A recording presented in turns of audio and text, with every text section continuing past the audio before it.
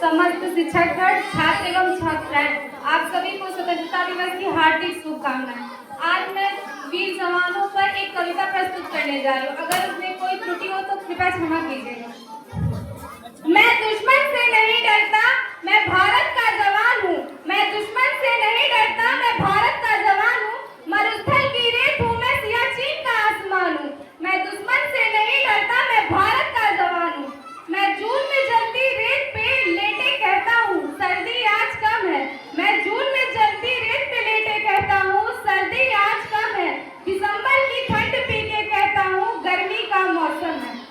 मैं बर्फ में 9 दिन दफन रहकर जिंदा निकलता हूँ। मैं बर्फ में 9 दिन दफन रहकर जिंदा निकलता हूँ। सीने में अपनी सांस को टुकड़ों में भरता हूँ। मैं हिंद महासागर की लहरों के कपड़े बदलता हूँ। -30 डिग्री में राइफल टांग के टहलने निकलता हूँ।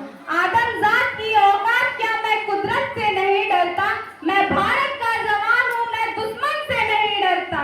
मेरी दिवाली में उजाले का ख्याल तक नहीं, मेरी दिवाली में उजाले का ख्याल तक नहीं, मेरी होली में रिश्तों का गुलाल तक नहीं। चांद हर ईद पे तन्हाई में इजाफा लाता है, चांद हर ईद पे तन्हाई में इजाफा लाता है। मुझे राखी बांधने बस एक लिफाफा आता है। अपनी माँ के पैर छुए मुझे अरसा हो गया।